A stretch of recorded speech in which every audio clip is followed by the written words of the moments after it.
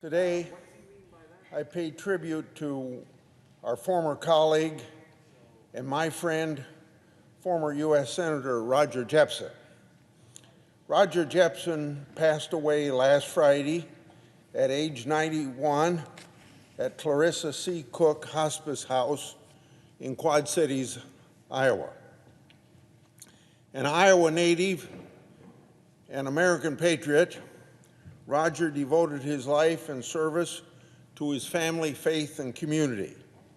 He spent his youth on his family farm near Cedar Falls, about 5 miles from where I was born and grew up, and I still reside within 4 miles of the farmhouse I was born in. Regardless of that close proximity of us as young people, I didn't become acquainted with Roger until he represented Scott County in the Iowa legislature. I wish I would have known him earlier when we were neighbors as children. For 14 years, Roger served our country in the United States Army. He was a paratrooper in the 82nd Airborne Division, and then he later served in the Army Reserves. Roger worked for 20 years in life insurance business and was a member of the National Association of Life Underwriters. Along the way, Roger answered the call to public service and civic leadership. For more than 2 decades, he climbed the ranks of elected officials in service to his community and the state of Iowa. He started out as a county supervisor in Scott County, Iowa, and went on to represent his neighbors in Iowa Senate District 15. An active grassroots leader in the Republican Party of Iowa, Roger served as a delegate to the national GOP conventions of 1972 and 1980. In 1968, he was elected as Iowa's 39th lieutenant governor, where he served with Governor Bob Ray for 2 terms. Until Iowa adopted reforms under a constitutional amendment in 1972, the office of governor and lieutenant governor were on the ballot every 2 years in my home state.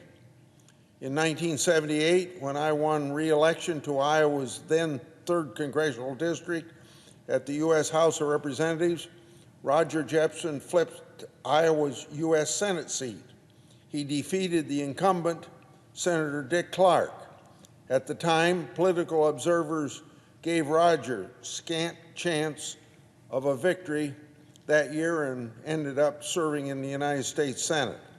But on election day, Roger Jepsen pulled off the upset, beating his opponent by more than 26,000 votes.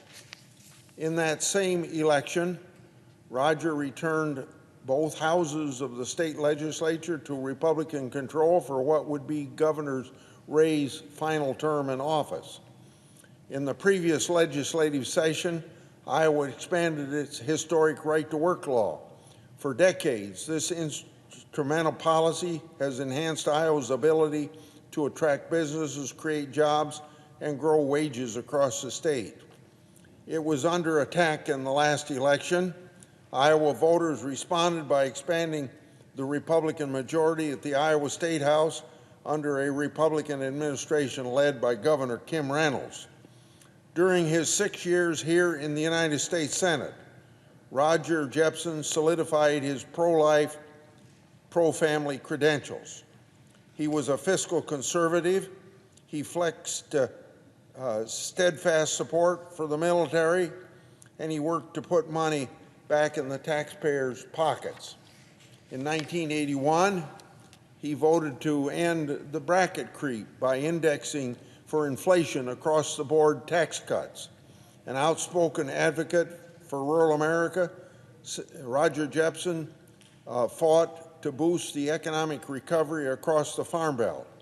He championed farm exports, expanded lending, and tax relief for farmers. He was chairman of the Joint Economic Committee and served on the Senate Agriculture and Armed Services Committee. After losing his bid for re-election in 1984, President Reagan nominated Roger Jepsen to serve as chairman of the National Credit Union Administration, where he served from the years 1985 to 1993. Although he and his wife Dee retired to Florida, Scott County was what he considered his home. Roger and Dee devoted considerable time and effort to end religious persecution and promote religious liberty. Alongside Congressman Jack Kemp, they co-founded the Christian Rescue Effort for the Emancipation of Dissidents, known as CREED, to promote religious freedom as human freedom around the world. Each time I return home by way of Cedar Falls, Iowa, I pass Jepsen Road. In fact, it intersects my street.